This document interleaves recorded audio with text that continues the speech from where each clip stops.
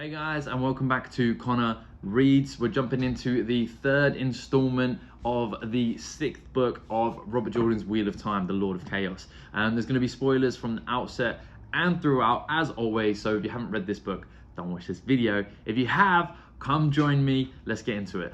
So I've read up to chapter 16, which is I think 5 or 6 chapters since we last spoke. And the first couple of those chapters were centered around our main character, Rand.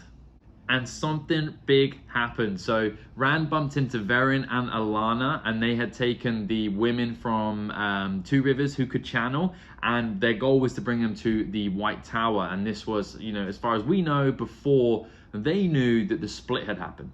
And Allana bonded Rand, and I just want to say it felt so disrespectful reading that. And non-consensual bonding just seems like the height of power abuse in that world, and in any world, it just seems like such an evil thing to be doing. And I know the stakes are high, but number one, how could Rand be so stupid as to allow himself to be left open to their magic after everything Moiraine has said, and honestly, after everything that he knows about Aes Sedai already?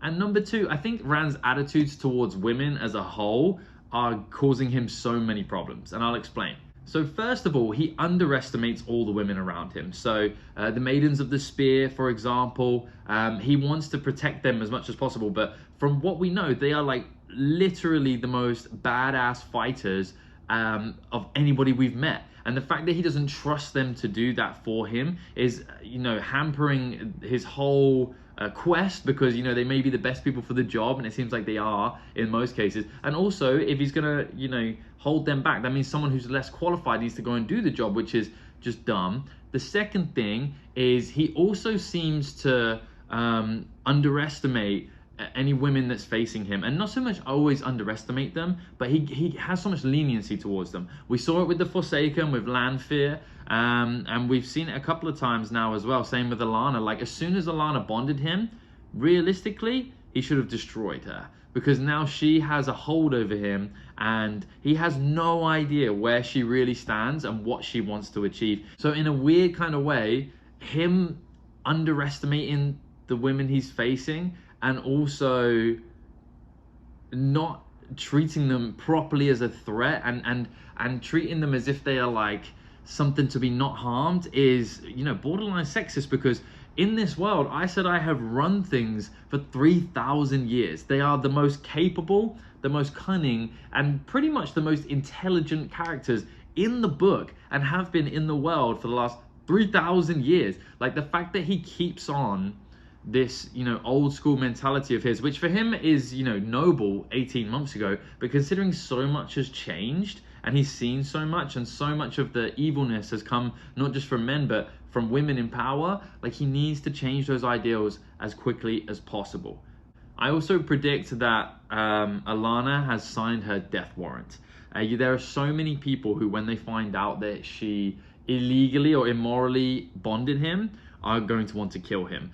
Number one, let's imagine the Maidens of the Spear. Number one, like, they see Rand as a son/brother. Could you imagine if somebody illegally bonded your son or brother? Oh Lord, and you don't want those guys angry at you.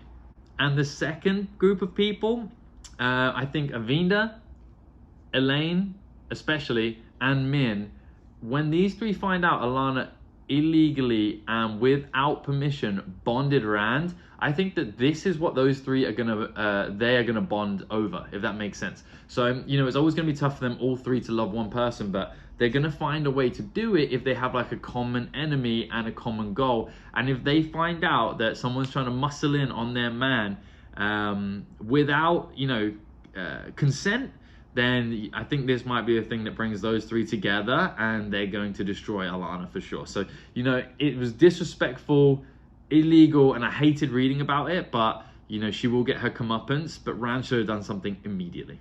The other thing that we see from Rand's storyline is Mazrim Taim, and he convinces Rand that he should be able to travel to different villages via the doorways and essentially recruit the army for him. And I just think that's a crazy idea. Like, we don't know enough about him. Rand seems to trust him for some reason, but we don't know enough about him. Lews Therin doesn't trust him at all. And if he's the one recruiting, and he's the one who is going to be getting these people on board and teaching them how to channel. Like, that's the person that this army that's been created is going to look to for leadership. So, you know, I think Rand's doing this the wrong way. Like, he needs to lead those men if he's going to have loyalty and an influence over them. And he's allowing Mazrim Taim to get his claws into every single person. And I just think that we're going to see a mutiny from that side of the storyline.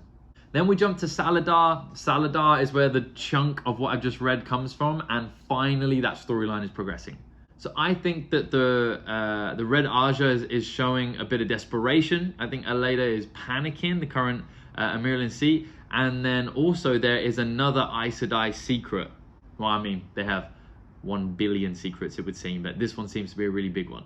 So the emissary from the White Tower has come to the hall and essentially has told them, as far as we know, that you know, they can come back or will be forgiven. And it seems like the hall's answer is going to be, give us more time to think about it. However, Nynaeve overhears the conversation about a bidable child, and this seems to be the Aes Sedai's plan, hopefully.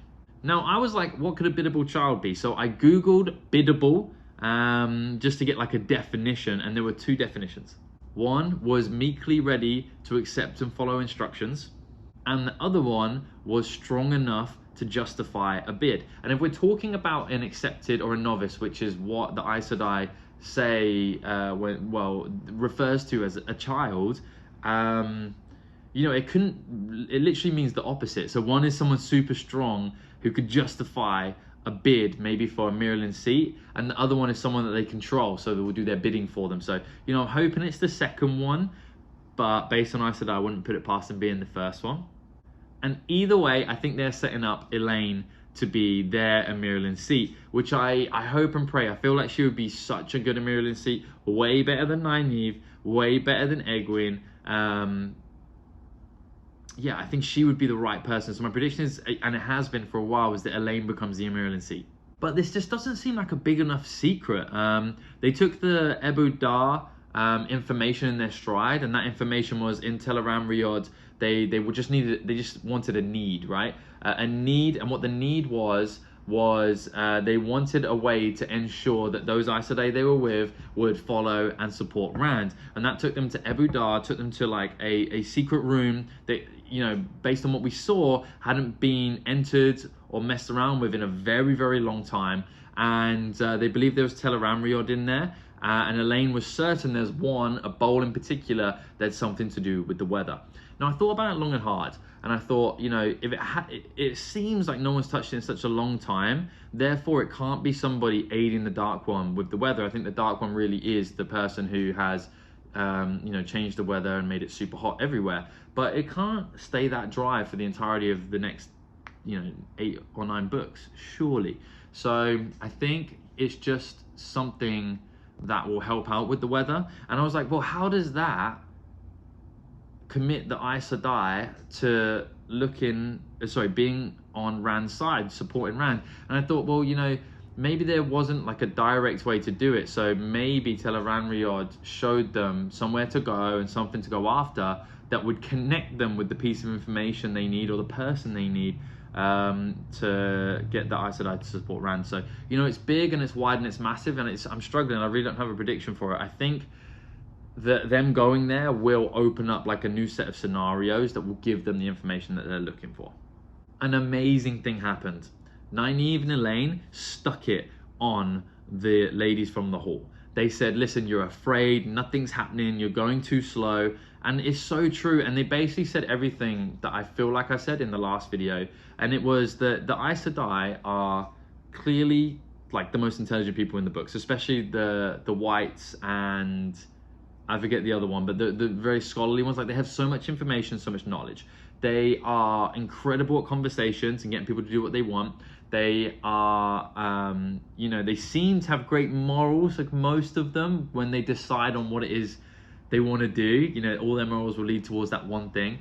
And they're just badass characters, and it's so frustrating that they really haven't done a single thing in these books so far noteworthy and positive because of this sense of like ego, pride, and this sense that, you know, nothing bad could be happening because the Aes Sedai are there. So I'm hoping that like more conversations like that by Nynaeve and Elaine, where they're just like, listen, you're afraid, nothing's happening, this is, BS essentially will kick them into action. Because I think the second half of this book, if we can get some Aes Sedai, more like Moiraine, on board, attacking the mission, attacking the goal, then I'm ready to love them. I am ready to love them, and I'm sure I will.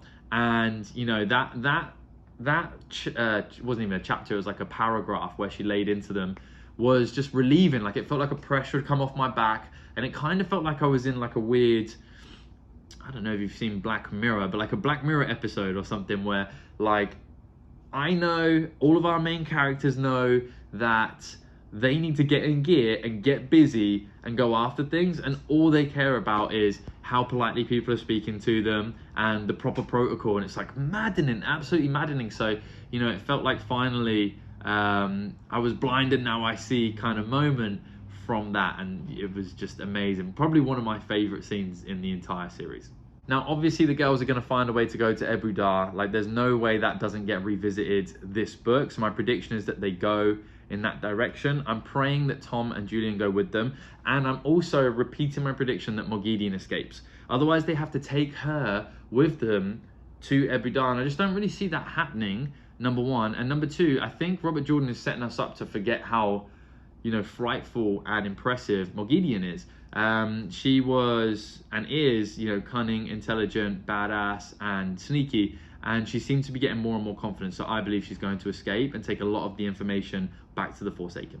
The final thing we saw was Egwene going to Gawain's dream. I'm glad that Egwene's going to be back in the game with regards to at least meetings in Teleranriod in the near future. And there was a prediction that I can't remember perfectly, and I'm scared to Google and go back to, that Egwene has to kneel at Gawain's feet, I believe. If someone could put that in the comments, what that prediction is I'm talking about, that would be amazing, because I'm always too scared to Google anything, and it would take forever to go back and find which book it was in and when. But yeah, I think that that's just doubling down on that, and obviously these two have like really strong feelings for each other, so that'll be important in the future. And Gawain, if I'm not mistaken, is over at the White Tower, so by the time those two have an opportunity to express their love to each other, the storyline really should progress massively, because that means that Rand, most likely the Wise Ones, and the Aiel at least will be at the White Tower, or the armies of the White Tower will be over there. So yeah, it's going to be interesting. And that's it, short and sweet for this video. I'm so fired up. This is genuinely one of the best books in this series with regards to momentous things happening and each chapter having an impact on the story, which is amazing. And guys, one thing, I actually did need your help. So after the next book, the 7th book, I would like to do an awards, like a midpoint awards, and then give out my awards to the characters for, most valuable character, most improved character, best scene so far, obviously, things along those lines. And if you have any ideas for categories you'd like to see, throw those in the comments, and I would love to make that happen. Outside of that, like, subscribe, and comment. You guys are really the reason why I love reading any of these books, the fantasy ones, political, any of them at all, is this community. And I'll see you next time. Have a great day.